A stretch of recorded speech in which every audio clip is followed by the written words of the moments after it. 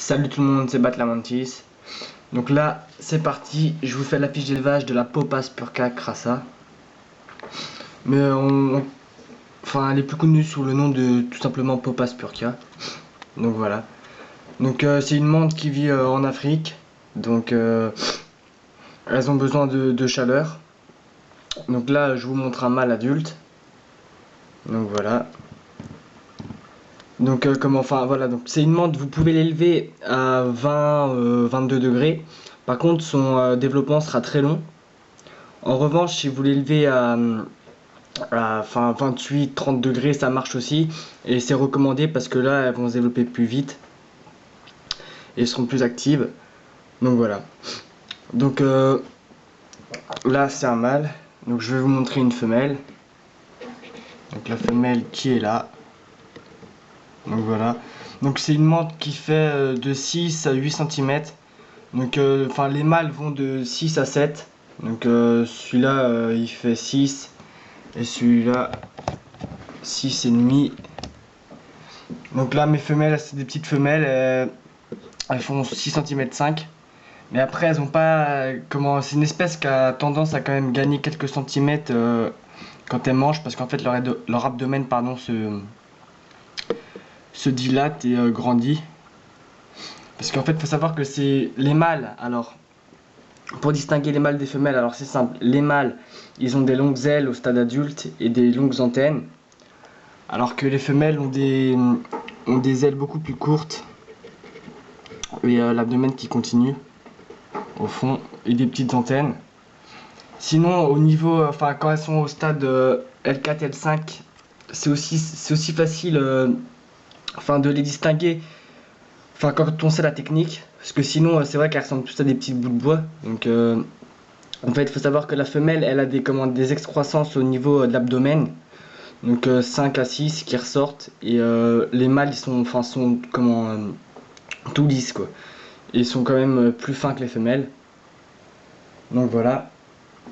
Donc, qu'est-ce qu'il faut retenir? Enfin, cette espèce, il faut savoir qu'elle est assez féroce. Enfin, plutôt féroce, ouais, même.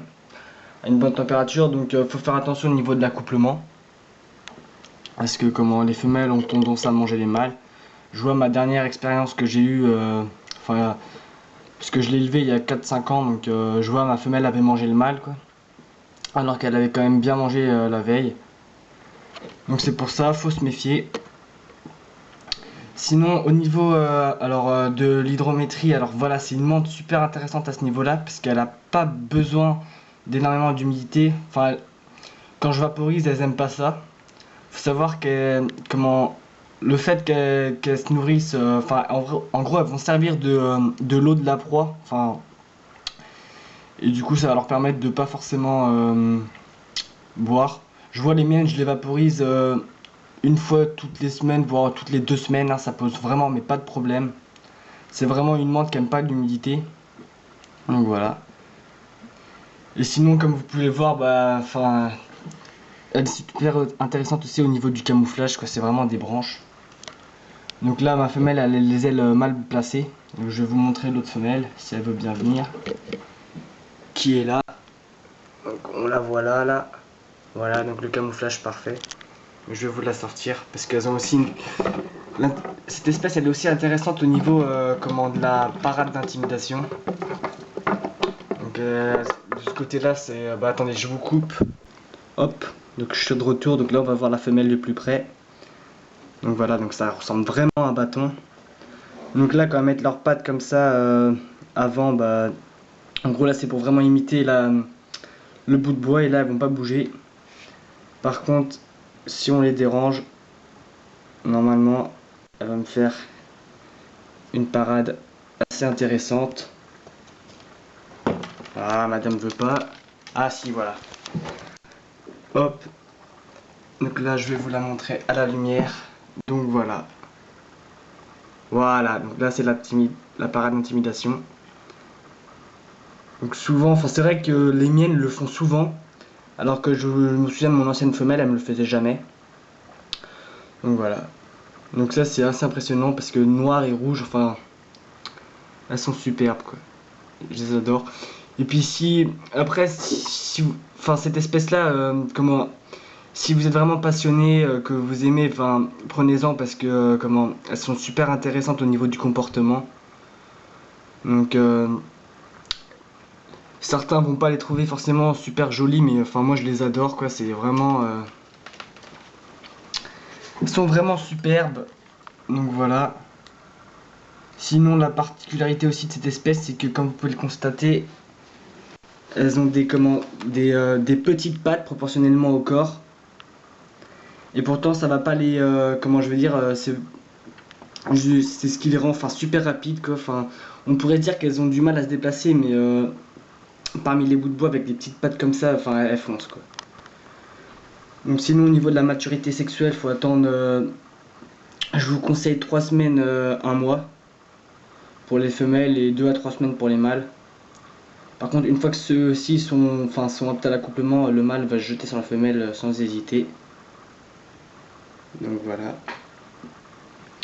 Donc au niveau du terrarium, alors une bras place c'est l'idéal, mais même plus petit, hein, je vois les boîtes comme ça là. Ça suffit amplement. Par contre, je vous conseille quand même de mettre beaucoup de branches. Parce que c'est une menthe qui adore se camoufler. Donc voilà.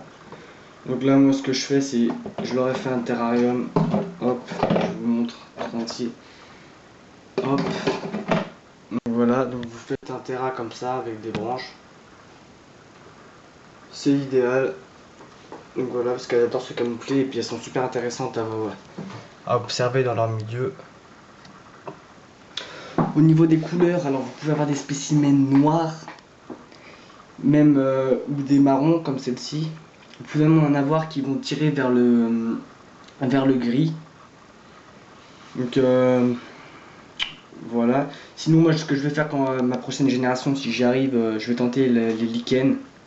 Donc avec du lichen comme ça là. Parce que j'ai vu des photos sur internet comme quoi en gros il y en avait une qui ressemblait vraiment à du lichen. Donc c'est super intéressant. Donc là mon mâle qui lui était jaune plutôt couleur lichen, mais là il est devenu marron. Mais c'est mon plus clair.